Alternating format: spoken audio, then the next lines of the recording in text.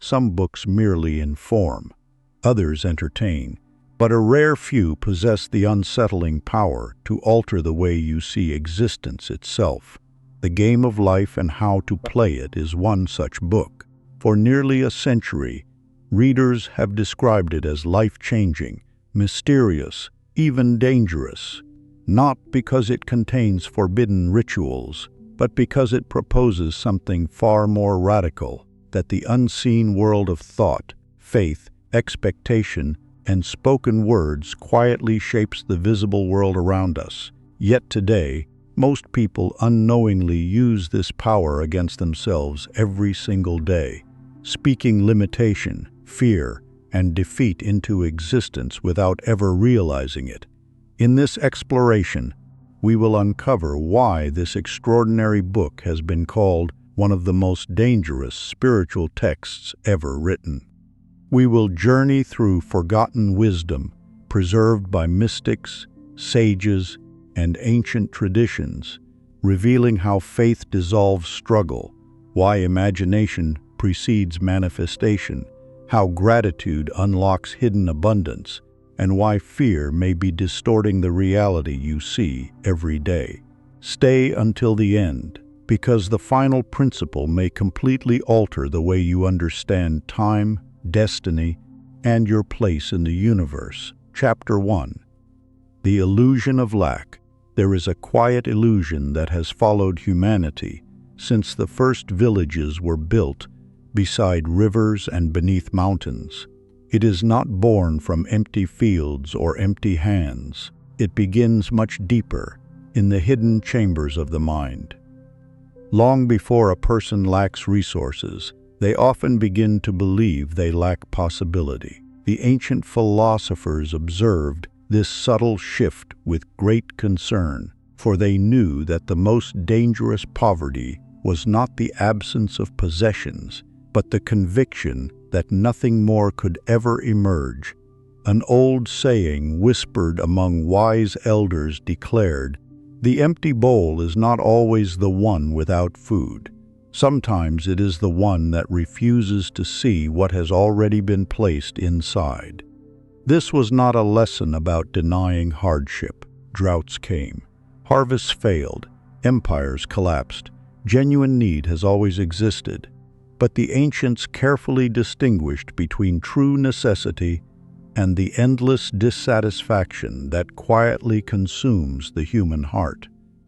They understood something modern life often forgets. Scarcity can become a habit of perception. Imagine two farmers living in the same valley centuries ago. Both depended upon the same river. Both watched the same skies. Both prayed for the same rain. Then came a year unlike any before it. Clouds gathered but refused to open. The river retreated into cracked earth. Crops withered beneath the relentless sun, and every family feared the coming winter. The first farmer walked his fields every morning repeating the same words. "There is nothing left. The land has abandoned me. I am already defeated."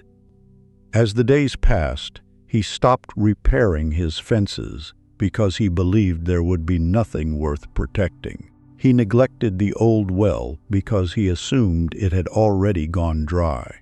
He ignored the fruit trees growing along the edge of his property because they no longer fit the picture of abundance he carried in his mind. Meanwhile, the second farmer stood beneath the same burning sky. He did not pretend the drought was easy.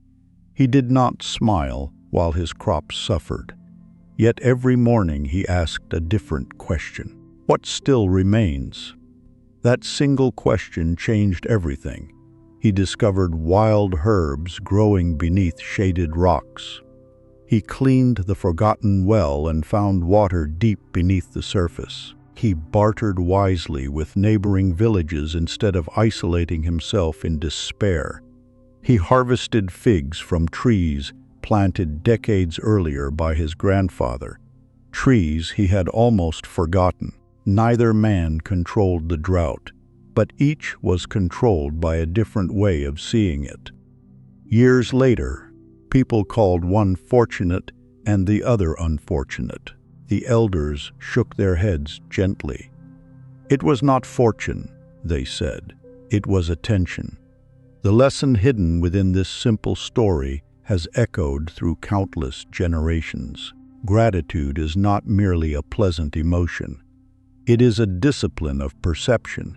It teaches the eyes to notice opportunities that fear quietly conceals. This does not mean gratitude magically removes difficulty. Rather, it prevents difficulty from becoming the only thing we can see. Modern psychology echoes this ancient observation. When the mind becomes fixated on loss, it begins filtering out evidence of possibility. Attention narrows, creativity declines. Every setback appears permanent because the mind stops searching for alternatives. The ancient teachers understood this long before laboratory existed. They watched kings lose kingdoms through despair, while humble craftsmen quietly rebuilt entire lives with little more than patience and disciplined attention. One wandering philosopher was once asked how a poor traveler could become wealthy. The listeners expected him to describe trade routes or clever bargains. Instead, he answered with another question. What wealth have you already refused to count? Silence filled the gathering. Some possessed knowledge they never shared. Others possessed friendships they had neglected. Some carried remarkable skills, yet dismissed them because they compared themselves to wealthier neighbors. Many overlooked time itself, the one treasure equally entrusted to every person. The philosopher smiled. The mind that overlooks small blessings will overlook great opportunities as well. This is why gratitude appears in nearly every ancient wisdom tradition. It was never intended merely as politeness. It was training, daily practice, a deliberate reshaping of perception. A grateful mind notices, a fearful mind overlooks. One discovers doors, the other sees only walls. Perhaps this explains why some individuals seem capable of rebuilding after unimaginable hardship, while others remain imprisoned by circumstances long after those circumstances have changed. The difference often begins with the stories they repeatedly tell themselves about what remains possible. Look carefully at your own life, not at what is missing, at what has quietly remained. The friend who still answers your call, the wisdom earned through failure, the strength gained from surviving difficult seasons, the opportunities waiting behind skills you have almost forgotten. Abundance rarely arrives as loudly as we imagine. Sometimes it has been standing quietly beside us all along, waiting for our attention to finally recognize it.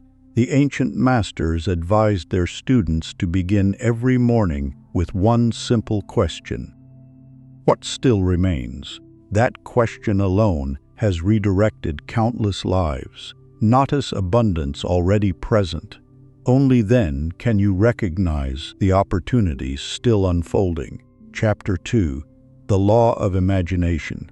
Long before the first stone was placed upon the earth, the temple already existed, not in marble, not in cedar, not beneath the open sky. It existed within the imagination of the builder. Every civilization that left behind monuments admired centuries later understood a truth easily overlooked today. Nothing meaningful is created twice. Every lasting achievement is first constructed in silence before it is ever revealed to the world. Ancient architects were known to spend months walking empty fields before a single foundation was laid. Observers often mistook this for hesitation. It was preparation. They were learning to see what did not yet exist. One master builder from antiquity was asked why he spent so much time staring at bare ground. He replied gently, because I am not looking at the earth. I am looking at the temple hidden inside it." His apprentices laughed quietly, believing the old man had become lost in dreams. Years later, visitors crossed kingdoms to admire the finished sanctuary. Only then did the students understand. The temple had not appeared suddenly. It had simply become visible. This ancient lesson extends far beyond architecture. Every invention, every masterpiece, every courageous journey, and every transformed life begins first as an unseen possibility held steadily within the imagination. The philosophers never regarded imagination as childish fantasy. They treated it as one of humanity's greatest creative faculties. Plato suggested that visible forms reflect deeper realities grasped first by the mind. Later thinkers observed that every meaningful action follows an inner picture of what is possible. Whether a person seeks wisdom, crafts a work of art, or simply changes a long-held habit, the process begins with a vision that quietly guides each step. History repeatedly reflects this pattern. Explorers imagined coastlines before reaching them. Inventors envisioned solutions before building them. Great leaders often carried a picture of a better future long before others believed it could exist. The imagination does not replace effort. It gives effort direction. Without vision, activity becomes scattered. With vision, even small actions begin moving toward a meaningful destination. There is an old parable about a sculptor who stood before an enormous block of stone. Passersby mocked him because they saw only rough granite. For weeks he chipped away patiently. Someone finally asked, "How did you know a beautiful figure was hidden inside that stone?" The sculptor smiled. "I did not create it. I simply removed everything that did not belong." So it is with human character. The person you hope to become is not built in a single moment of inspiration. It is revealed gradually as unnecessary fears, limiting beliefs, and forgotten habits are patiently carved away. The imagination serves as the blueprint for that inner work. It allows you to rehearse wisdom before the difficult conversation arrives, to picture courage before fear appears, and to become familiar with integrity long before it is tested. Many ancient schools encourage their students to spend time each day quietly contemplating the kind of person they wish to become. Not the wealth they hope to gather, not the praise they hope to receive, but the character they wish to embody, for they understood a profound truth.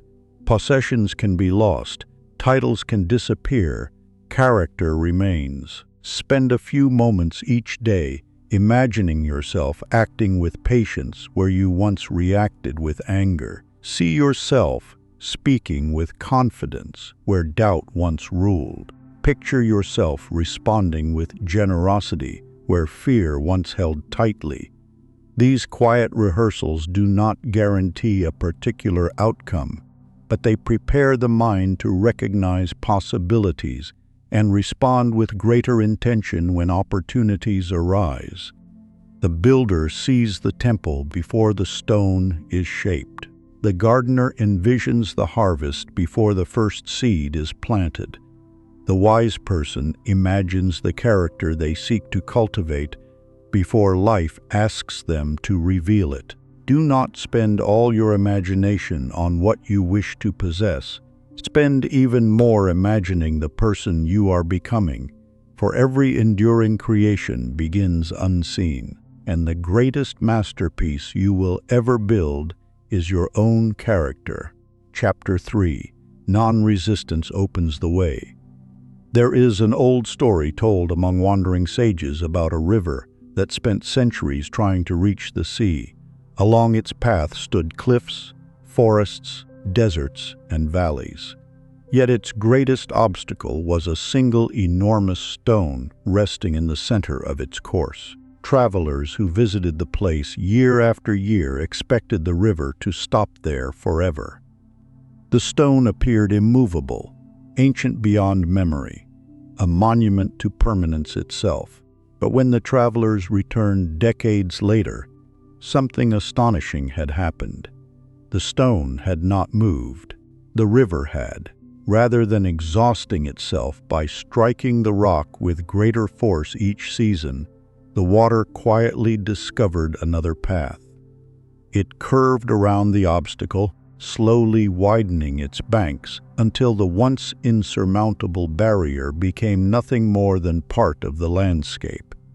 Eventually, the same river that refused to fight the stone carried tiny grains of sand that polished its rough edges smooth. The sages smiled whenever they told this story. The river never defeated the stone, they would say. It simply refused to become its prisoner. This is one of the oldest lessons preserved in ancient philosophy. Many people believe strength is measured by how hard they push against life. They imagine that every obstacle demands greater force, louder arguments, tighter control, and relentless resistance. Yet the wisest teachers observed a different pattern. They noticed that excessive force often strengthens the very struggle it hopes to eliminate. Resistance has a curious nature. The more fiercely we insist that reality should already be different, the more energy we surrender to frustration. We begin fighting not only our circumstances, but also our own thoughts. The present moment becomes an enemy instead of a teacher. This does not mean accepting injustice or abandoning meaningful effort. The ancient masters never praised passivity. They praised intelligent response.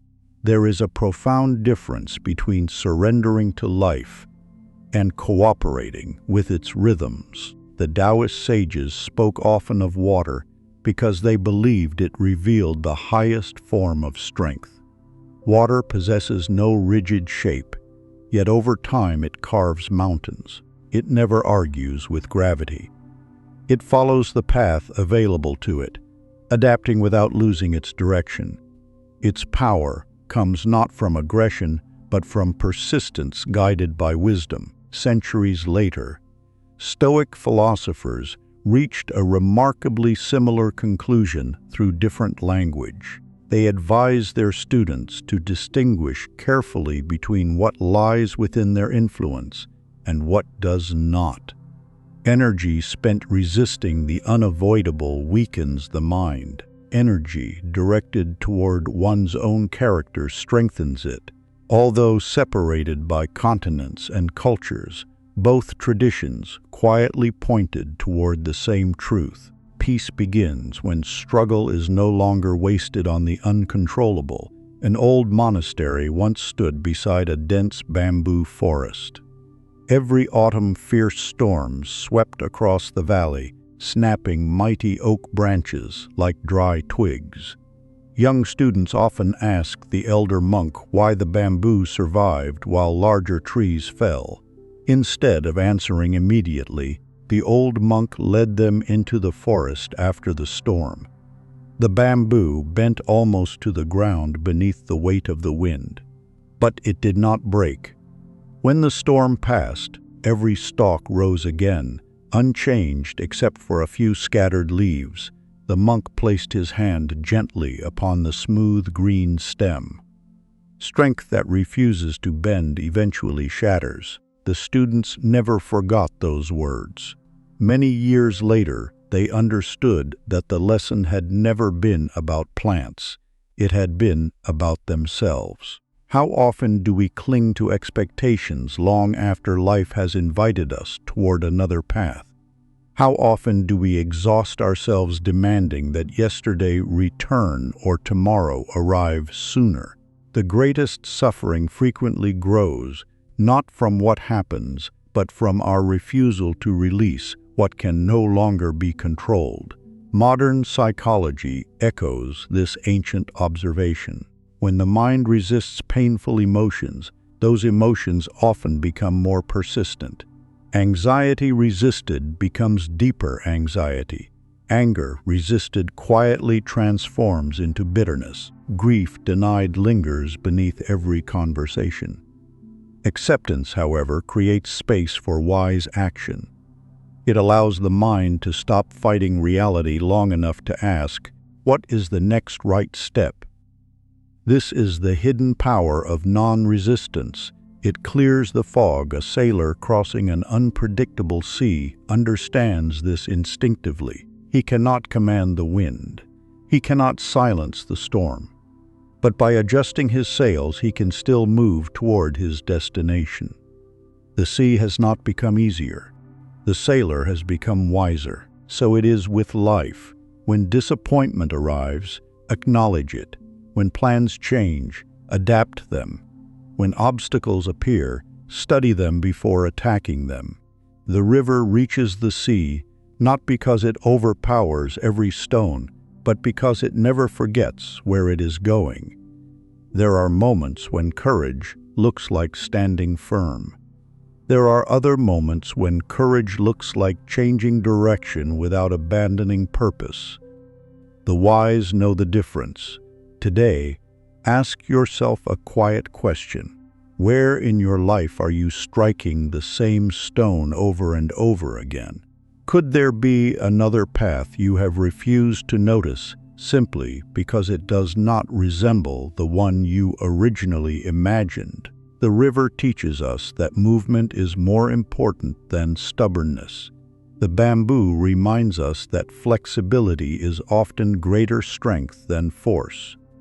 Respond instead of resisting. Sometimes the path opens not because the world changes, but because you do. Chapter 4. Gratitude before the harvest wind. One of the most surprising customs of the ancient world took place long before the harvest was certain. In villages scattered across fertile valleys and mountain terraces, farmers gathered with their families while the fields were still green. The grain had not yet ripened. The fruit still clung tightly to young branches. Storms could still arrive. Drought could still return. Nothing was guaranteed, and yet they gave thanks. To the impatient observer, the ritual seemed almost irrational. Why celebrate before success? Why express gratitude before certainty? The elders answered with remarkable simplicity, because the grateful heart prepares itself to receive what fear cannot even recognize. This tradition was never merely ceremonial. It reflected a profound understanding of the human mind. The ancients knew that appreciation transforms attention. A person consumed entirely by what is absent often overlooks what is quietly growing. Imagine two gardeners tending neighboring orchards. Each plants identical seeds beneath the same spring sky. Weeks pass with little visible change. The first gardener walks through his field every morning, complaining that nothing is happening. He grows impatient, neglects watering, and eventually abandons several young trees because he assumes they have failed. The second gardener walks the same rows with different eyes. He notices tiny shoots breaking through the soil. He clears weeds from around fragile roots. He waters consistently, not because he already sees fruit, but because he trusts the unseen process unfolding beneath the earth. Months later, visitors praise his abundant orchard. They call him fortunate. The old gardener simply smiles. They did not see the gratitude that watered these trees long before the fruit appeared.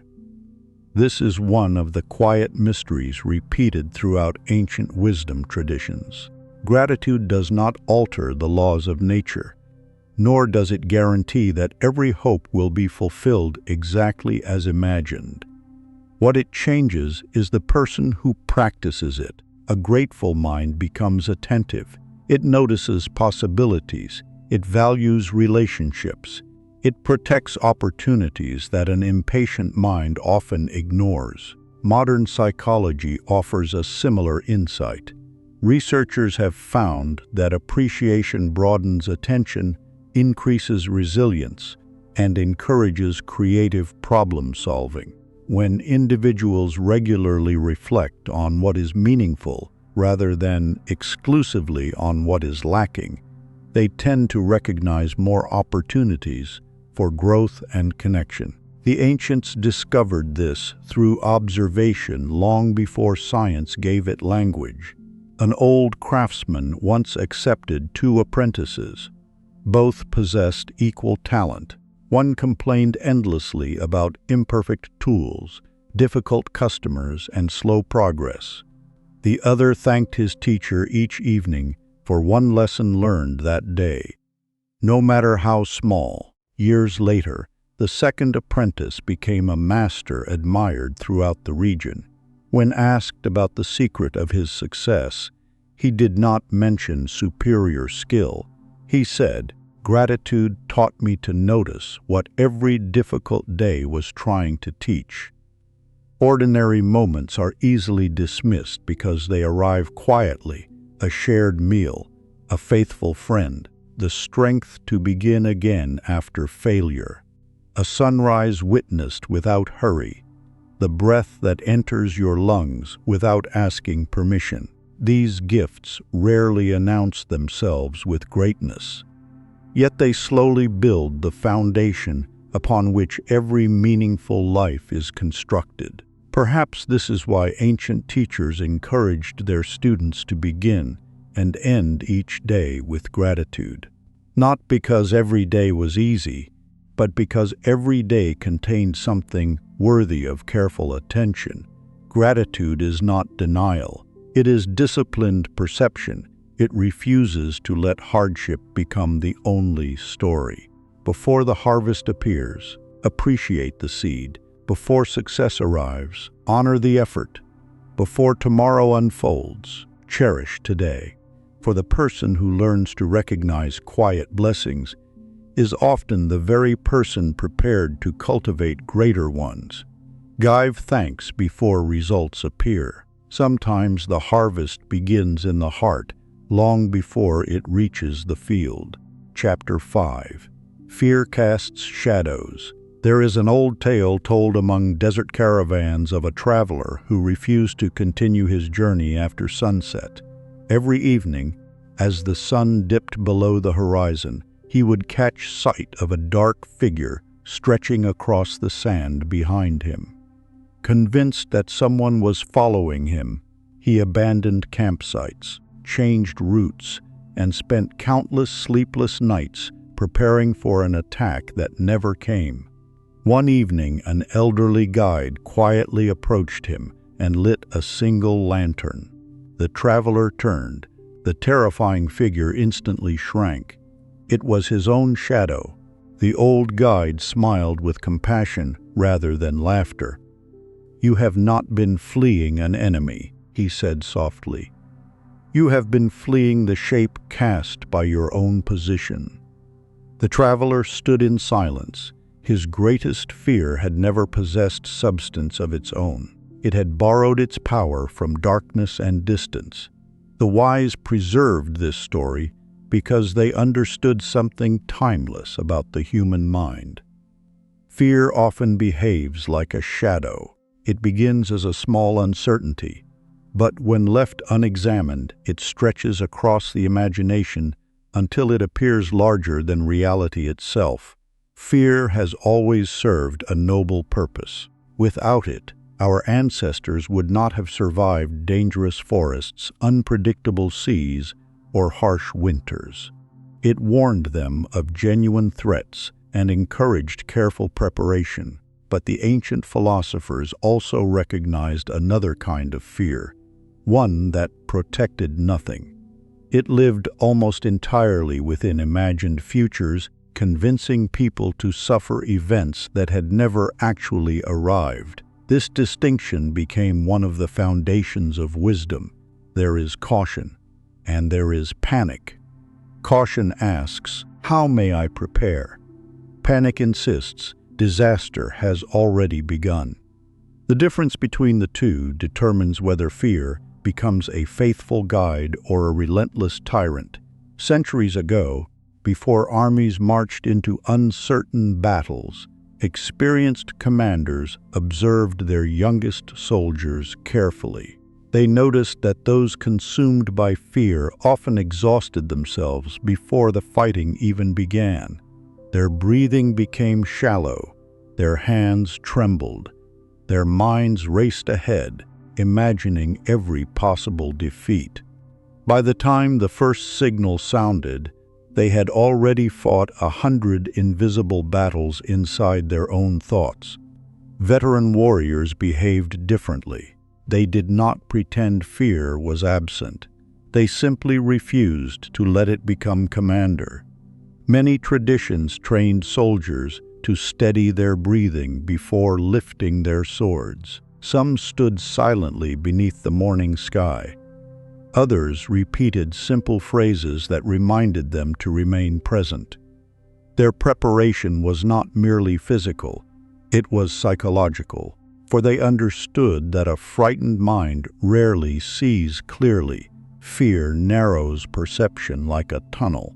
It focuses attention so completely upon danger that every other possibility quietly disappears. Opportunities go unnoticed. Wise counsel is ignored. Small problems become overwhelming because the imagination magnifies them beyond proportion. Modern psychology describes this phenomenon with remarkable precision. When fear dominates the nervous system, attention becomes selective. The brain prioritizes potential threats while overlooking evidence of safety, creativity, or alternative solutions. The ancients reached the same conclusion without laboratories.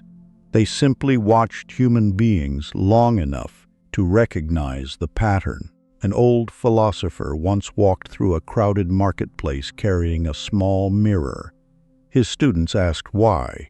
He replied, "To remind myself where fear truly begins." Seeing their confusion, he explained, "Most dangers appear first outside us, but the suffering they create often grows inside us." His words echoed a truth countless generations have rediscovered. Events influence us. Interpretation governs us. Think about your own life.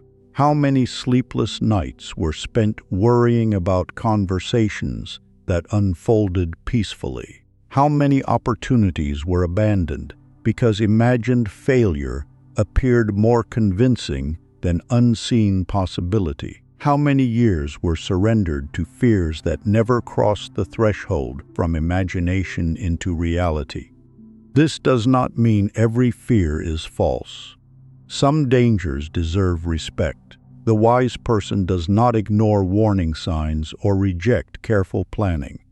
But wisdom asks another question before obedience. Is this fear revealing reality or merely projecting possibility? That single question creates space between emotion and action. Within that space lives freedom. The old traveler eventually completed his journey across the desert, not because the world became less dangerous, but because he learned to turn around whenever fear whispered too loudly. Again and again, he discovered that many shadows disappeared the moment he faced them. Perhaps this is why the ancient teachers insisted that courage is not the absence of fear. It is the willingness to examine fear before surrendering to it. Every shadow deserves observation. Not every shadow deserves obedience. Question every fear before obeying it, for many of the barriers that seem to stand before you are nothing more than darkness waiting for the light of awareness. Chapter 6. Faith dissolves struggle. One of the greatest paradoxes preserved in ancient wisdom is this: the tighter a person grasps the current of life, the more exhausted they become. At first, this seems impossible. Surely greater effort produces greater results. Surely relentless control guarantees success. Yet those who spent their lives studying the rhythms of nature noticed another pattern entirely. The flower does not struggle to bloom. The dawn does not strain to become morning. The seasons arrive without anxiety. Only human beings often confuse constant tension with meaningful progress. There is an old story of two archers who sought instruction from a celebrated master. Both possessed remarkable talent. Both practiced from sunrise until darkness covered the mountains. One student became increasingly desperate with every missed target. He tightened his grip upon the bow until his hands shook. He calculated every breath, feared every mistake, and judged every imperfect shot as failure. The harder he tried, the farther his arrows wandered from the center. The second student listened quietly. The master gave him unusual advice. Before aiming at the target, become still enough to notice your own heartbeat. The young archer was puzzled. He expected secret techniques. Instead, he was taught silence. Weeks passed, while the first student continued battling the target. The second learned to relax his shoulders, soften his breathing, and release the arrow without forcing perfection. One afternoon, the master smiled as the arrow landed cleanly at the center. "It was never the target resisting you," he said. "It was your struggle." This story survived because it reveals something profound about the human condition. Many people unknowingly fight life itself. They become so attached to immediate outcomes that every delay feels like failure and every obstacle becomes personal. They spend enormous energy attempting to control circumstances that have never belonged entirely to them. Ancient teachers consistently warned against this trap. Trust does not mean doing nothing. Trust means doing what is yours to do without demanding that the universe obey your timetable. There is a quiet distinction here. Passive waiting abandons responsibility. Faithful action embraces responsibility while releasing the illusion of total control. Farmers understood this instinctively. They prepared the soil with care. They planted wisely. They watered patiently. Yet no amount of anxiety could command the rain. No amount of frustration could accelerate the seasons. Their work ended where nature's work began. This partnership between effort and trust formed the heart of many ancient philosophies. The Stoics urged people to devote themselves fully to what lay within their character while accepting what remained beyond it. Taoist sages spoke of moving with the current rather than exhausting oneself by swimming endlessly against it. Different cultures expressed the insight in different words, yet the lesson remained remarkably consistent. Wise action is calm action. Modern research supports this observation. Under extreme stress, judgment often deteriorates. Decision-making becomes impulsive. Creativity declines, and the mind loses access to broader perspectives. Calmness, by contrast, allows greater flexibility, clearer reasoning, and more thoughtful responses. The ancient masters did not possess scientific terminology, but they recognized these truths through careful observation of life. An elderly gardener was once asked how he remained peaceful after repeated crop failures. He knelt beside a young tree before answering, "I have learned the difference between caring deeply and clinging desperately." The visitor asked what that meant. The old man smiled. "I water the roots every morning. I cannot pull the branches to make them grow faster." How many lives are burdened by invisible pulling? People try to force relationships, before trust has matured. They force success before developing wisdom. They force certainty where patience is required. In doing so, they create the very tension that clouds judgment and delays meaningful progress. Faith is not wishful thinking. It is disciplined confidence expressed through steady action. It allows effort without panic, commitment without desperation, perseverance without constant fear. Perhaps this is why truly wise people often appear surprisingly calm in difficult seasons. They are not indifferent, they are fully engaged, but they understand that frantic control rarely produces wise outcomes. Their energy flows toward what can actually be cultivated: character, preparation, kindness, discipline, and clear perception. Everything else is met with patience. As you continue your own journey, remember the lesson of the archer. Grip your purpose firmly, but do not grip life so tightly that your own hands begin to tremble. Release what cannot be controlled. Strengthen what can. Aim carefully, then let the arrow fly. Replace frantic control with deliberate action. For peace is not found by abandoning effort. It is found when effort is finally guided by wisdom instead of fear. Chapter 7. Expectation quietly shapes experience. Long before philosophers wrote their observations onto parchment, travelers noticed an unusual truth while crossing distant kingdoms. Two people could walk the same road, pass through the same village, meet the same strangers, and yet return with entirely different stories. One would describe a land filled with kindness, opportunity, and unexpected friendships. The other would speak only of suspicion, hardship, and disappointment. The road had remained unchanged. Only the travelers had been different. An elderly teacher once asked his students a simple question before leading them into a neighboring city.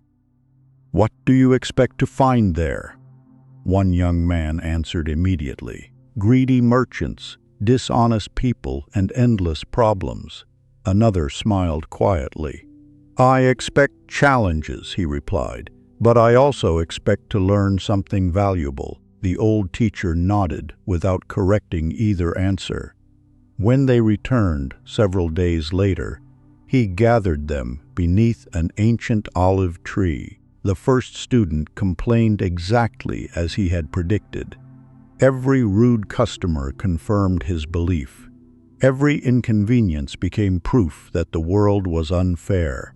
The second spoke of generous strangers who offered directions, skilled craftsmen willing to share their knowledge, and conversations that changed the way he viewed his own future. The teacher listened patiently before saying something neither student expected. The city simply reflected what each of you was prepared to notice. This lesson has echoed quietly through countless generations. Expectation does not magically reshape reality. It shapes attention, and attention quietly shapes experience. The human mind is remarkable in this way. It constantly searches for evidence that confirms what it already believes. If someone expects betrayal, they become experts at detecting signs of rejection while overlooking gestures of loyalty. If another expects opportunity, they naturally notice doors that fear might have ignored. The ancients observed this long before psychology gave it a name. They understood that expectation acts like an invisible lantern. Wherever it points, awareness follows. Everything outside its light often disappears into darkness. There is an old account of two merchants who entered the same bustling marketplace just after sunrise. The first merchant arrived expecting failure. Business had been difficult in recent months, and he believed fortune had abandoned him forever.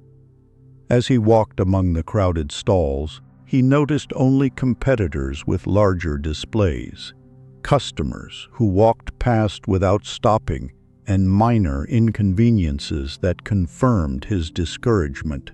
By midday, he packed his goods and left, convinced the market had become hopeless. The second merchant entered through the very same gate only moments later. He, too, had experienced losses. He, too, faced uncertainty. Yet he expected that somewhere within the crowd, someone genuinely needed what he carried. Instead of counting every obstacle, he searched patiently for conversations. He greeted strangers warmly, listened carefully, adjusted his approach, and remained attentive long after others surrendered. As evening approached, he returned home with modest profit and several new relationships that later became his greatest opportunities. The marketplace had offered both men the same possibilities. Their expectations determined which possibilities they noticed. This does not mean optimism should become fantasy. The ancient philosophers repeatedly warned against confusing hope with illusion. A sailor who expects calm seas every day is unprepared for storms. A farmer who assumes every season guarantees abundance neglects wisdom. True expectation walks beside realism rather than replacing it. The Stoics encouraged their students to prepare carefully for difficulty while refusing to become prisoners of despair. They expected obstacles because life naturally contains them, yet they also expected that character, discipline, and thoughtful action would provide a path through those obstacles. Hope was never blind, it was disciplined. Likewise, many ancient teachers encouraged people to begin each morning by asking not, "What will go wrong today?" but "What opportunity might appear if I remain attentive?" That single question quietly transforms perception. Modern psychology confirms what these observers discovered centuries ago. Expectations influence behavior in subtle ways.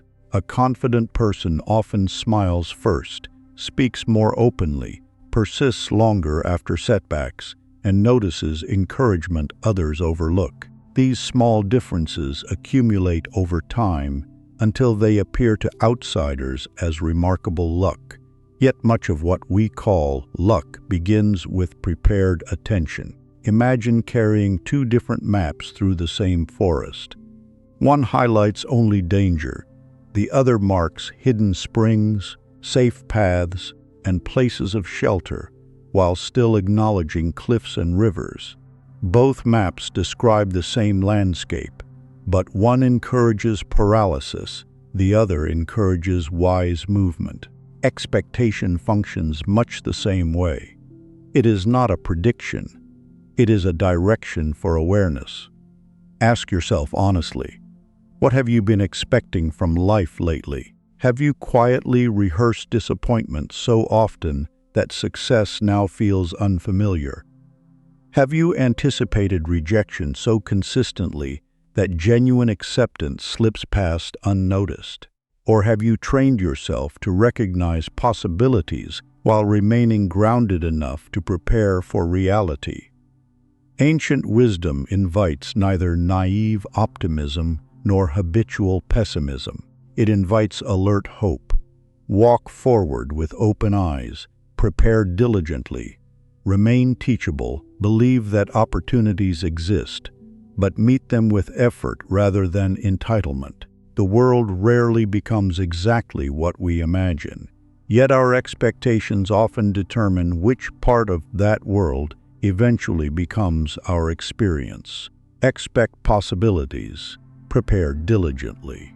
For the future often arrives wearing the face you have been quietly searching for. Chapter 8. The Kingdom is Within. There is a mystery that countless seekers overlooked because it appeared too simple to be extraordinary. Many spent their lives climbing mountains, crossing deserts, collecting treasures, chasing recognition, and searching distant lands for a fulfillment that seemed forever, one step beyond the horizon. Yet the oldest sages often pointed in the opposite direction, not outward inward. An old wanderer once heard rumors of a hidden kingdom unlike any other. Travelers claimed that whoever entered its gates would discover unshakable peace and a wealth that no thief could steal. The man sold everything he owned and devoted decades to finding it. He crossed frozen mountain passes. He sailed dangerous seas. He visited magnificent cities where scholars debated wisdom beneath towering libraries. He questioned kings, merchants, monks, and shepherds. Each offered another direction. Each promised that the kingdom lay just beyond the next journey. Finally, exhausted by years of searching, he returned to the humble village where his travels had begun. There he met an elderly woman tending a small garden. Seeing the weariness in his face, she asked gently what he had been seeking. "The hidden kingdom," he answered. She smiled as though hearing a familiar story. Then she handed him a small bowl of water. "Look," he expected to see some magical vision. Instead, he saw only his own reflection. "The longest journey," she whispered, "was the distance between your eyes and your own heart." The wanderer stood motionless. For the first time in many years, he stopped searching, and only then did he begin discovering. This ancient parable survives because it speaks to a temptation that accompanies every generation. Human beings naturally seek fulfillment through acquisition. We imagine that one more achievement, one more possession, one more title, or one more victory will finally quiet the restlessness within us. Yet experience quietly teaches another lesson. Every external accomplishment eventually becomes ordinary. The new house becomes familiar. The promotion becomes routine. The applause fades. The excitement settles. Then the restless mind begins searching again. The ancient philosophers noticed this endless cycle and asked an uncomfortable question. What if the hunger is not outside you at all? Many concluded that lasting contentment cannot be purchased because it belongs to a different dimension of life altogether. It grows through self-knowledge. A person who understands their own fears is less easily manipulated by them. A person who understands their own desires chooses them more wisely. A person who understands their own character carries peace into circumstances that once produced chaos. This is the true wealth the sages guarded, not secret riches, core stability. An old craftsman accepted many apprentices throughout his lifetime. Whenever a new student arrived, they expected to learn advanced techniques immediately. Instead, the master gave each apprentice the same first assignment. For 30 days, they were instructed simply to observe themselves. Notice impatience, notice pride, notice envy, notice gratitude. Notice moments of genuine joy. Most students considered the exercise meaningless until they realized something remarkable. The quality of their work always reflected the condition of their mind. A distracted craftsman created careless work. An angry craftsman produced rough edges. A peaceful craftsman shaped beauty almost effortlessly. The workshop had quietly become a mirror. So had life. Modern psychology offers language for what these ancient observers already understood. People who cultivate emotional awareness, reflection, and inner purpose often experience greater resilience, healthier relationships, and more enduring well-being than those who pursue external rewards alone. The external world matters, but it cannot permanently organize an inner world left in confusion. Consider a garden. Many people decorate the fence while neglecting the soil.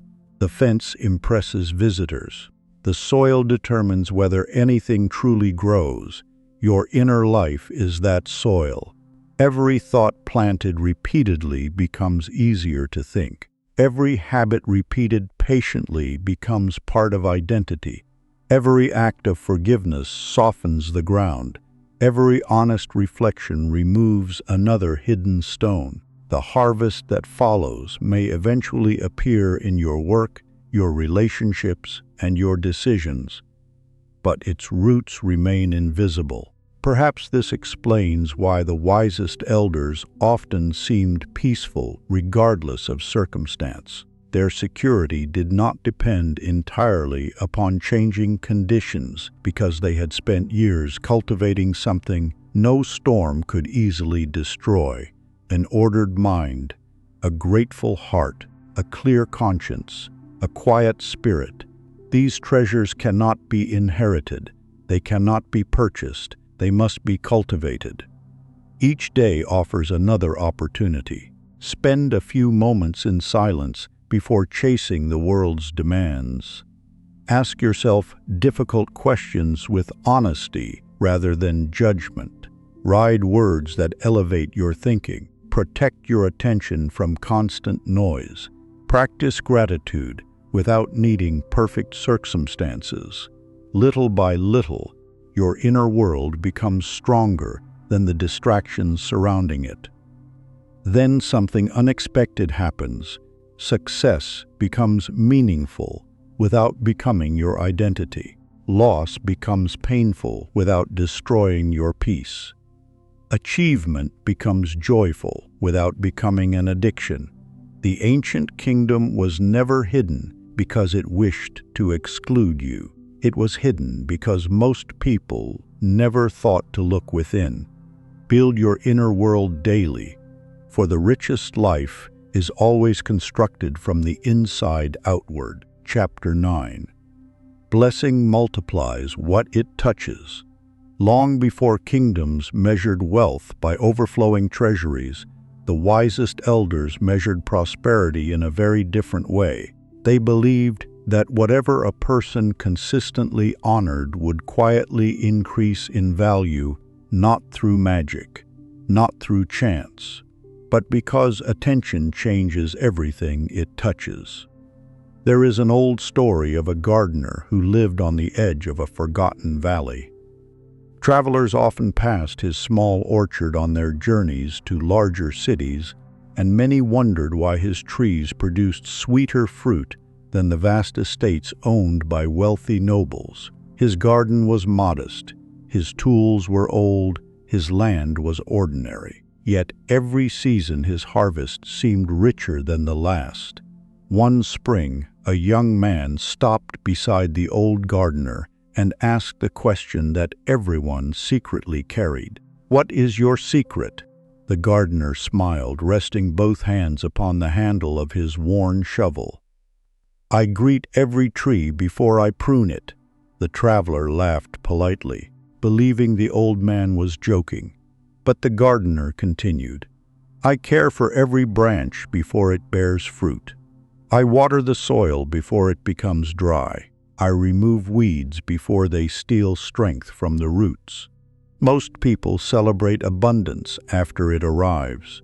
He paused, gently brushing dust from a young olive branch. "I choose to honor it before it appears." The young traveler remained silent.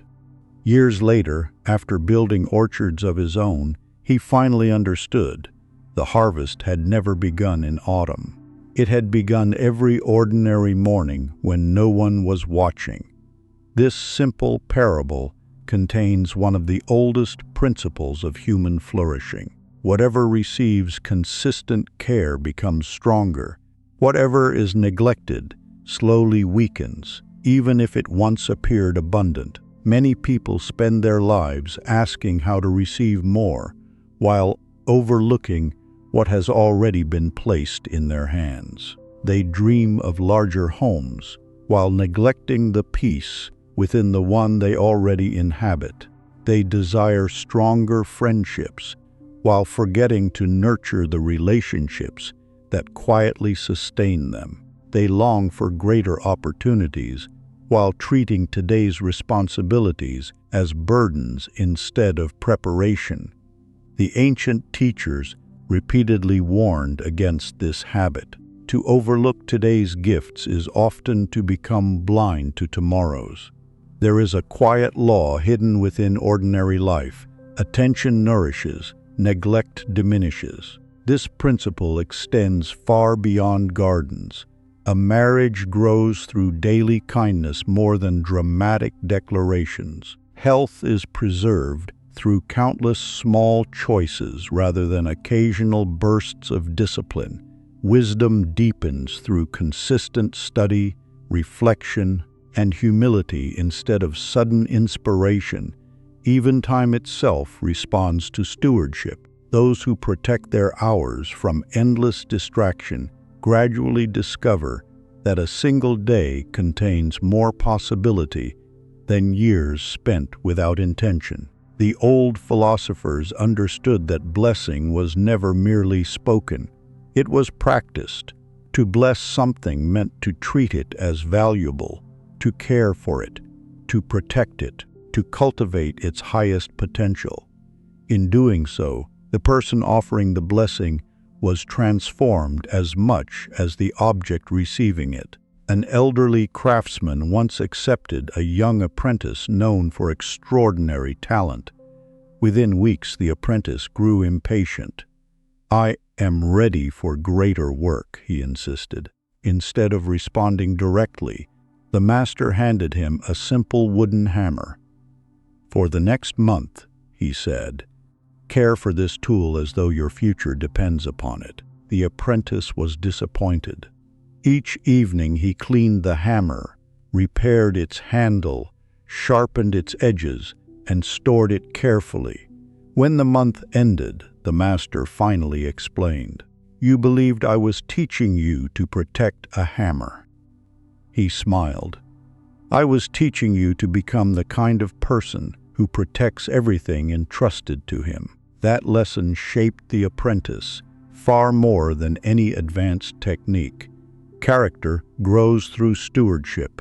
Modern psychology quietly agrees with these ancient observations. People who intentionally appreciate their relationships, organize their environments, care for their health, and value their time often experience greater satisfaction and resilience. Not because life suddenly becomes easier, but because attention naturally strengthens what it consistently serves. Think for a moment about your own life. What have you been asking to increase? Peace, friendship, health, opportunity? Now ask another question. Have you been honoring the small beginnings of those very gifts? The musician who treasures daily practice eventually performs with confidence. The parent who patiently invests time in conversation builds trust that no wealth can purchase. The student who respects each lesson gradually discovers mastery. Greatness rarely arrives all at once. It accumulates quietly through faithful attention. Many people search endlessly for extraordinary opportunities while overlooking ordinary responsibilities. Yet history repeatedly reminds us that extraordinary lives are almost always constructed from ordinary acts performed consistently. The gardener did not command the trees to bear fruit. He simply created the conditions in which growth became possible.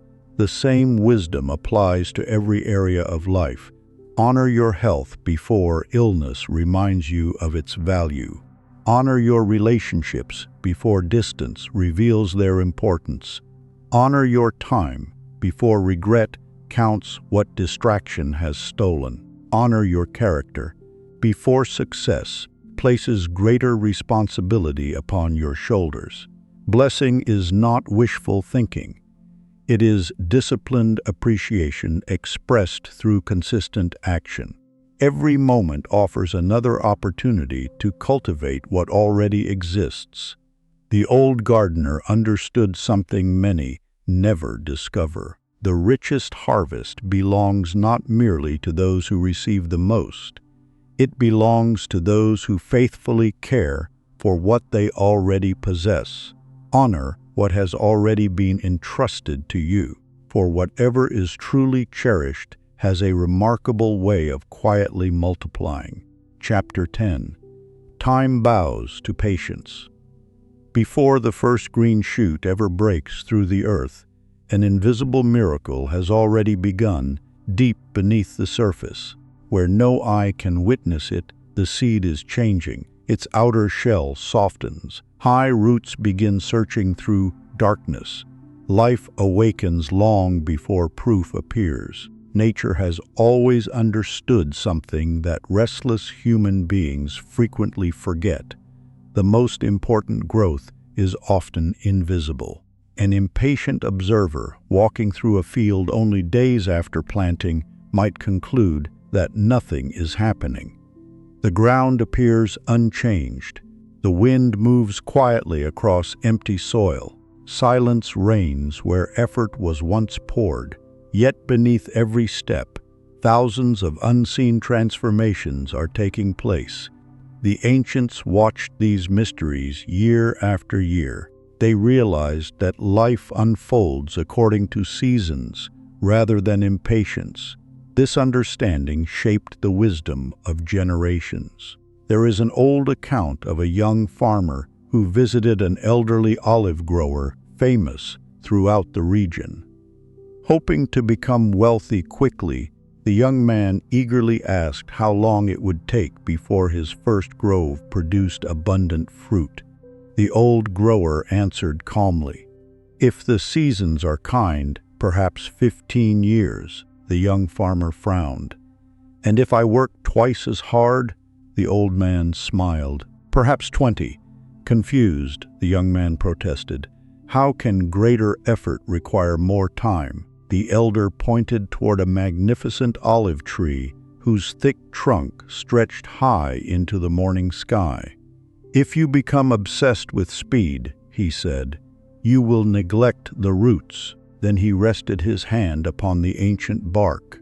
This tree has survived storms, droughts, and generations of changing kingdoms because someone long ago was willing to plant what they themselves might never fully enjoy. The young farmer never forgot those words. Patience, he realized, was not waiting without purpose. It was working faithfully, while respecting the pace of reality. Many of history's greatest achievements followed this quiet rhythm. Ancient temples rose stone by stone across decades. Braster craftsmen devoted years to learning skills invisible to ordinary observers. Wise teachers spent lifetimes shaping a handful of students whose influence continued long after their own voices had fallen silent. Nothing truly enduring was rushed. Yet modern minds often struggle against this ancient truth. We live surrounded by immediate answers, instant communication, and rapid results. Gradually, we begin expecting life itself to obey the same rhythm. When growth appears slow, discouragement whispers that nothing is changing. When success delays its arrival, many abandon the very path that was quietly leading toward it. The greatest danger of impatience is not emotional discomfort. It is premature surrender. The Taoist sages observed rivers for this very reason. Water never hurries toward the sea. It follows its course faithfully, wearing away mountains through consistency rather than force. Likewise, the Stoic philosophers reminded their students that meaningful character develops through repeated choices made over time. Virtue cannot be borrowed. Wisdom cannot be rushed. Inner strength cannot be manufactured overnight. Every lasting transformation demands seasons invisible to the impatient eye. Modern psychology reflects the same principle. Small habits repeated consistently reshape identity, more effectively than dramatic efforts maintained briefly. The brain itself changes through gradual repetition. Confidence develops through accumulated experience. Trust grows through dependable actions, performed again and again. Nature and the human mind seem to speak the same language: steady progress. There is another old story about a sculptor who spent months striking the same enormous block of marble. Visitors mocked him. "You have accomplished nothing." They laughed. The stone looked unchanged. Then one afternoon, after another careful strike, the entire block split perfectly along its hidden line. The spectators applauded the final blow. The sculptor quietly shook his head. It was never the last strike alone. It was every patient strike before it. How often do we misjudge our own progress in the same way? We assume today's effort accomplished nothing because visible change has not yet appeared. Yet unseen foundations are forming, skills are developing, perspective is maturing, character is strengthening, roots are quietly spreading beneath the surface. The harvest belongs not only to those who begin, it belongs to those who continue. Ask yourself honestly, where have you become impatient with your own growth? Which dream have you measured too quickly? Which season have you mistaken for failure simply because its work remained hidden? Remember the olive tree. Its greatness was never produced by urgency. It was produced by faithful seasons. Remember the seed. Its deepest work happened underground. Remember the sculptor. Every invisible effort prepared the visible breakthrough. Time does not reward frantic rushing. It rewards steady faithfulness. Trust steady progress over immediate reward. For the finest fruits of life almost always ripen in silence before they appear in the light. Chapter 11. Identity shapes destiny. There is a quiet question that follows every human being throughout life, though few ever stop long enough to hear it. Who do you believe you are? Not the name written on official records, not the profession others recognize, not the titles collected over the years, but the silent identity whispered within your own mind when no one else is listening. For it is this unseen identity that quietly directs nearly every choice you make. Long before your feet walk a path, your mind has already decided whether you belong upon it. An old philosopher once wrote that people rarely become what they desire. They become what they repeatedly believe themselves to be. At first glance, this seems too simple to carry much weight.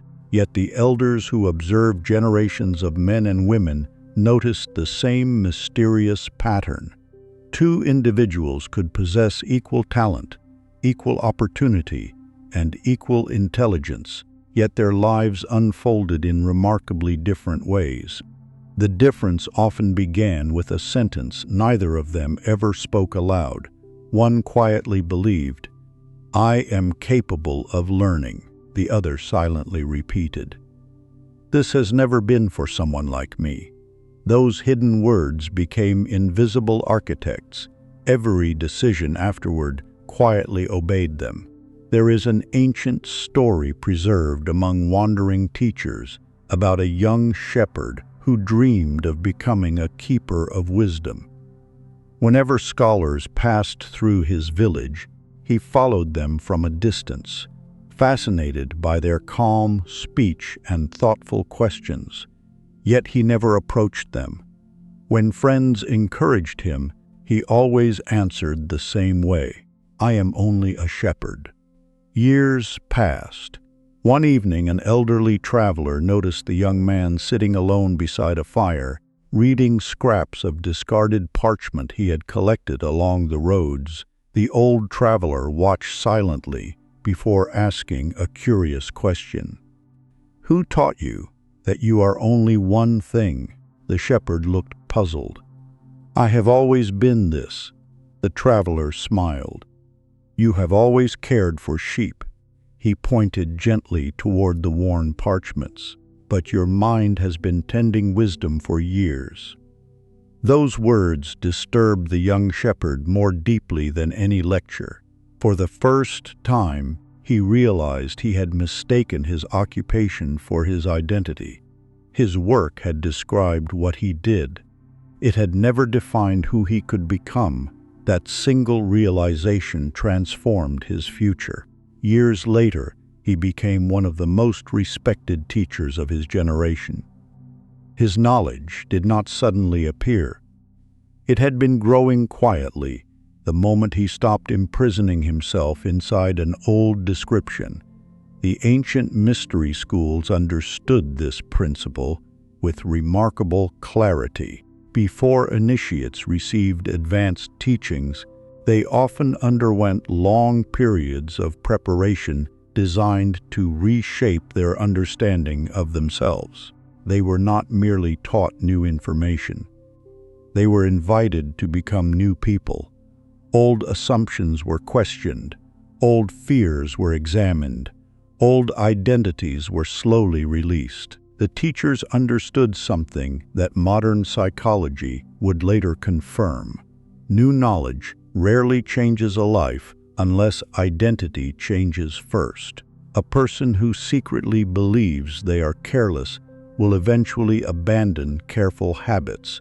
Someone convinced they are weak often stops trying before genuine limits are ever reached. Another who quietly believes they are becoming disciplined begins making decisions that gradually confirm that belief. Habits are never random. They grow naturally from identity. A musician practices because practicing is simply what musicians do. A gardener tends the soil because caring for living things has become part of who they are. A wise person continues learning because curiosity has become woven into their character. Knockchicks repeated long enough become habits. Habits repeated long enough become character. Character quietly becomes destiny. This is why the smallest daily decisions matter far more than dramatic resolutions. Every time you choose honesty instead of convenience, you strengthen the identity of an honest person. Every act of patience teaches your mind that patience belongs to you. Every courageous decision, however small, becomes another stone laid upon the foundation of courage. You are always becoming someone, whether intentionally or unconsciously. An elderly sculptor once accepted a curious apprentice. On the first morning, the young man eagerly asked when he would learn to carve magnificent statues. Instead of answering, the master handed him a simple broom. "For 30 days, he said, sweep this workshop." The apprentice obeyed reluctantly. Each morning he swept carefully. Each evening he returned every tool to its proper place. After a month, the master finally explained, "I was never teaching you to clean a room. I was teaching you to become someone who leaves order wherever he walks." Years later, visitors admired not only the apprentice's sculptures, but the calm discipline that seemed to surround everything he created. His identity had shaped his craftsmanship long before his hands mastered the tools. Perhaps the most powerful name you will ever hear is not the one others call you. It is the one you quietly repeat to yourself. Be careful with it. If you constantly call yourself unlucky, broken, incapable, forgotten, or defeated, your mind begins organizing your choices around those descriptions. If instead you patiently cultivate identities rooted in wisdom, integrity, kindness, resilience, discipline, and gratitude, your daily actions gradually begin reflecting those qualities. Identity is not built through empty affirmation.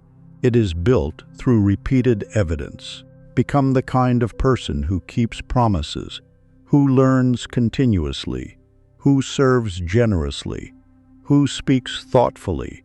Who remains steady when circumstances become uncertain? Eventually, those actions no longer require effort. They become natural, just as rivers naturally seek the sea. Today, choose carefully the name you silently give yourself. Then begin living as though that person already exists, because perhaps they do, waiting patiently for your daily choices to introduce them to the world. Live from your chosen identity, for destiny rarely changes before identity does. Chapter 12. Resistance creates bondage. There is a difficult truth that every generation eventually discovers. Life does not become lighter simply because we argue with it. Many people spend years fighting realities that have already arrived. They resist aging. They resist disappointment. They resist unexpected change. They resist mistakes that cannot be undone. And in doing so, they unknowingly create a second burden heavier than the first, the original difficulty and the exhausting struggle against its existence. The ancient philosophers recognized this long before modern psychology gave it language. Pain may arrive without invitation. Suffering often grows from resistance.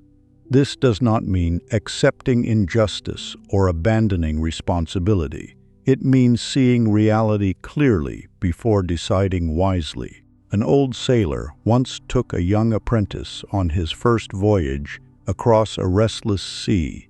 The boy believed strength meant controlling the wind. Whenever powerful gusts pushed against the sails, he pulled desperately upon every rope, shouting in frustration as though determination alone could command the weather. The old captain watched quietly. Finally, he walked to the center of the deck, loosened one rope, tightened another, and gently turned the rudder. Within moments, the ship began moving smoothly once again. The apprentice stared in amazement. "You changed the wind?" The captain laughed softly. "No, I changed my response. The sea remained exactly the same. Yet everything about the journey changed." This story became one of the oldest lessons among experienced navigators because it revealed a truth extending far beyond oceans. Life rarely asks whether we approve of its conditions. Storms arrive, seasons change, people leave, plans collapse, time continues moving. Our freedom begins the moment we stop demanding that reality become different before we choose our next action. The Stoic philosophers returned to this lesson repeatedly. They encouraged their students to distinguish between events and responses. Events often lie beyond immediate control. Responses remain profoundly our own. This distinction transformed ordinary people into remarkably resilient ones. Imagine two travelers caught in the same unexpected rainstorm. The first curses the sky, complains endlessly, and spends the entire journey wishing reality were different. The second quickly finds shelter, protects what matters, and continues walking once the rain begins to soften. Neither traveler controlled the weather. Only one controlled himself. Acceptance is often misunderstood. Many believe it means surrendering dreams or settling for less. The ancient teachers meant something entirely different. Acceptance is simply the willingness to begin from truth instead of illusion. A physician cannot heal an illness they refuse to acknowledge. A builder cannot repair a cracked foundation by pretending it is whole. A traveler lost in the mountains cannot find the correct path while insisting they have never wandered. Reality becomes useful the moment we stop arguing with it. Modern psychology reaches a similar conclusion. Research consistently shows that acknowledging emotions and circumstances without becoming consumed by them, often reduces unnecessary distress and improves problem solving. Denial prolongs suffering. Acceptance creates mental space for thoughtful action. The bamboo survives fierce storms because it bends. The mighty oak sometimes breaks because it refuses. Flexibility has always been one of nature's quiet forms of strength. Consider water once more. When it encounters a mountain, it does not waste centuries demanding the mountain disappear. It adapts, it curves, it flows. Eventually, the mountain itself begins yielding to the patient persistence of water. Gentleness accomplishes what force often cannot. Ask yourself honestly, what reality have you been exhausting yourself trying to deny? A conversation that cannot be undone. A season that has already changed. A disappointment that continues demanding your attention. Perhaps your greatest freedom does not lie in changing the circumstance immediately. Perhaps it begins by asking a different question. Given what is true now, what is the wisest response available to me? That question opens doors that resistance keeps locked. The old captain never conquered the sea. He learned to sail it. The Stoics never promised lives free from hardship. They taught minds capable of meeting hardship with dignity. The bamboo never defeated the storm. It simply refused to become its victim. Life will continue changing. The winds will continue shifting. Your deepest freedom will never come from controlling every circumstance. It will come from mastering the way you meet them. Chant your response before demanding different circumstances. For the person who learns to adjust their sails can continue moving forward, even when the winds refuse to change. Chapter 13. The hidden rule behind every victory. There is an old legend about a forgotten temple hidden beyond a chain of mountains, where only the most patient travelers ever arrived. For generations, seekers crossed deserts and forests, believing that within its inner chamber lay a single scroll containing the greatest secret ever entrusted to humanity. Kings searched for it. Philosophers debated its existence. Wanderers devoted entire lifetimes to finding its gates. When at last a traveler reached the sanctuary, he expected to discover one magnificent revelation, capable of transforming his life in an instant. Instead, he found something unexpected. The walls of the chamber were covered not with one teaching, but with many. Each appeared simple on its own. One spoke of gratitude, another of patience, another of disciplined speech, another of courage, another of imagination, another of faith. Disappointed, the traveler turned to the elderly guardian. "I crossed the world for this? These are teachings I have heard before." The guardian smiled gently. "No, you have heard them separately." He paused, allowing silence to complete the lesson. "You have never lived them together." Those words became the traveler's true discovery. For the ancient masters rarely believed wisdom existed as isolated ideas. They understood that life is shaped by systems, not fragments.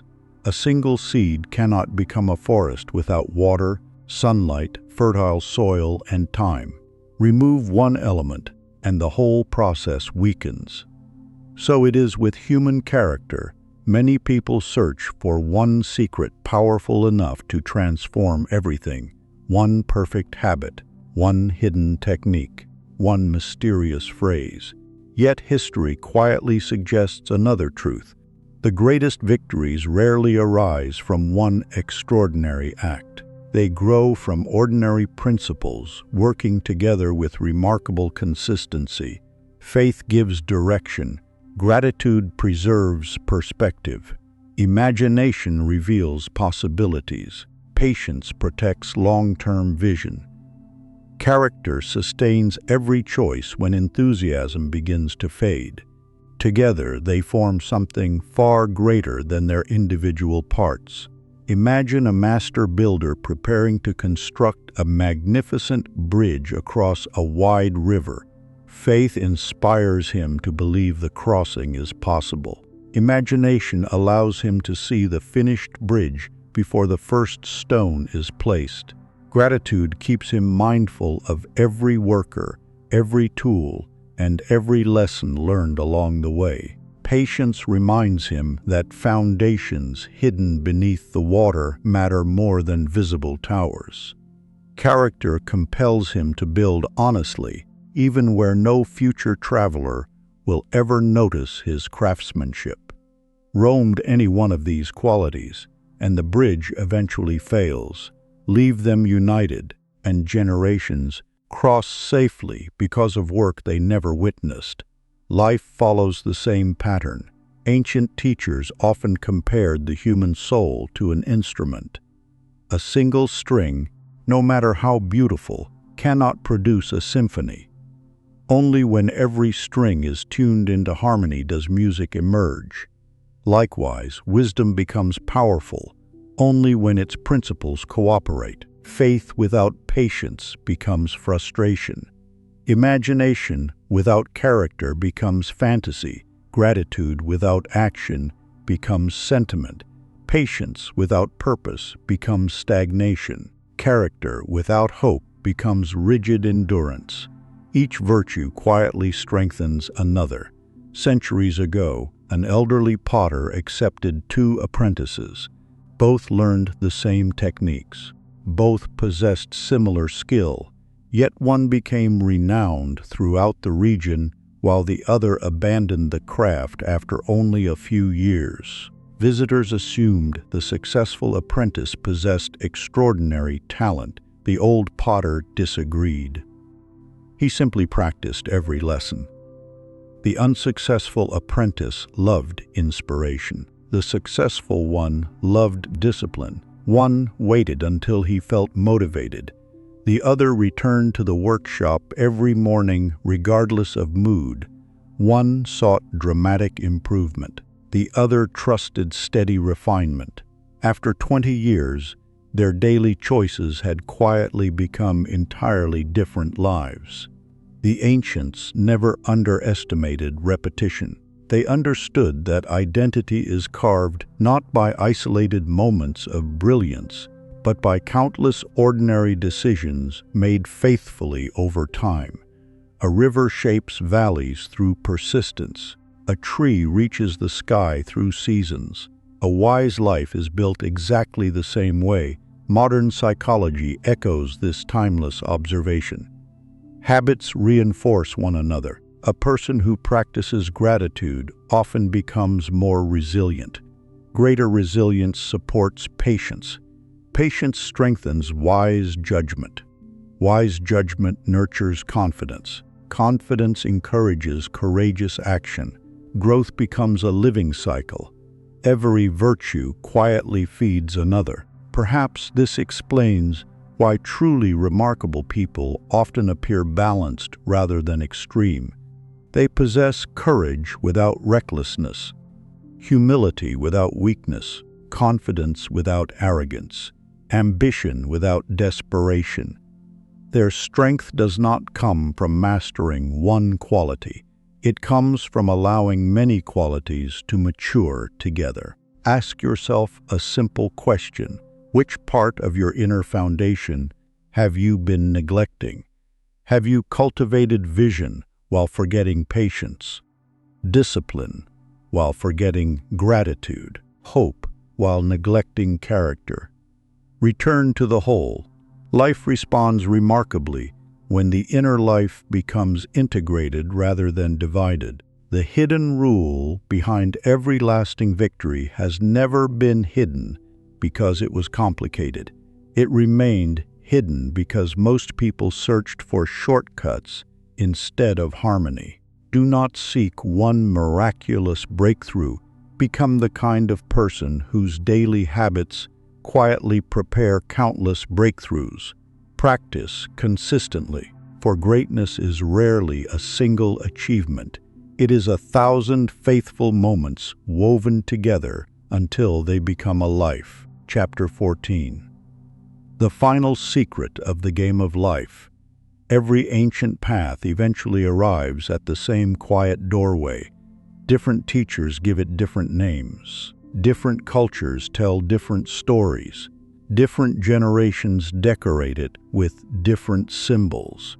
Yet beyond every philosophy, every parable, and every lesson waits the same profound realization. The greatest victory has never been over life.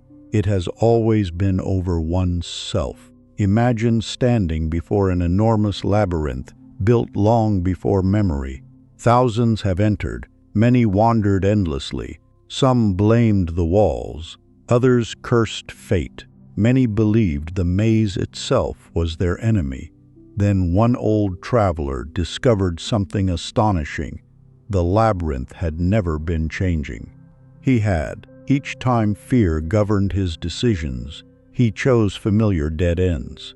Each time impatience demanded quick answers, he overlooked quiet passages. Each time pride convinced him he already knew the way, he walked confidently toward another wall. But when awareness replaced impulse, the maze seemed almost to rearrange itself. The walls had not moved.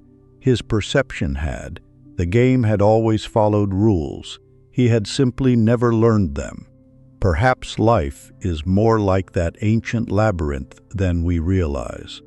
We often assume the outer world alone determines our experience. Yet the principles explored throughout this journey suggest something deeper. Scarcity begins within before it appears without. Imagination quietly shapes direction. Gratitude sharpens perception. Patience protects long-term growth. Faith softens unnecessary struggle. Indignity influences every daily choice. Acceptance transforms resistance into wisdom. Each principle appears separate until viewed from above. Then they become one, like rivers flowing toward the same sea. Many people spend decades attempting to master circumstances while neglecting the one territory always closest to them, their own consciousness. They seek certainty before courage, results before discipline, peace before self-understanding. Yet the ancient philosophers gently reversed the order. Master the inner world. The outer world becomes easier to navigate.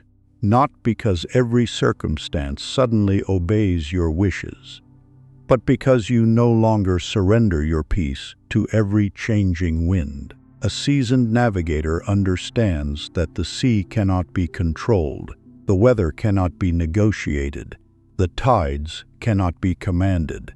Yet with wisdom, preparation, and disciplined attention, the journey remains possible. Life asks for the same kind of mastery. There will still be unexpected storms. Disappointments will still arrive. Time will continue changing everything it touches. But fear no longer becomes your captain. Impatience no longer holds the compass. Resentment no longer chooses the direction. You do. This is freedom. Not freedom from challenge. Freedom within challenge. An old sage nearing the end of his life was asked to summarize everything he had learned after decades of study. His students expected a long discourse. Instead, he simply drew a small circle in the sand. Pointing to its center, he said, "Stand here." The students waited for more. There is no more. When your thoughts, words, actions, gratitude, patience, imagination, and character all meet in one place, life becomes surprisingly clear. He erased the circle with his foot. The map was never outside you. Perhaps that has always been the deepest mystery. Life is not merely something happening to you. It is also something happening through you. Every thought becomes a seed. Every habit becomes a path. Every response becomes another chapter in the story you are quietly writing. You cannot choose every event. You can always choose the spirit in which you meet it. And over many years, that choice shapes far more than most people imagine. So if there is one final lesson worthy of carrying forward, let it be this. Do not waste your life trying to force reality into submission. Learn its rhythms, respect its seasons, cultivate your character, guard your attention, strengthen your gratitude, exercise your imagination, walk with patient confidence. And when circumstances become uncertain, return once again to the only place genuine mastery has ever begun, your own mind, because in the end, the greatest transformation is not that life suddenly becomes easier. It is that you become wiser, and wisdom has always been the highest victory. Remember these words whenever the road grows difficult. Life changes the moment you stop fighting the game and begin understanding its rules. Master yourself first. Everything else begins there.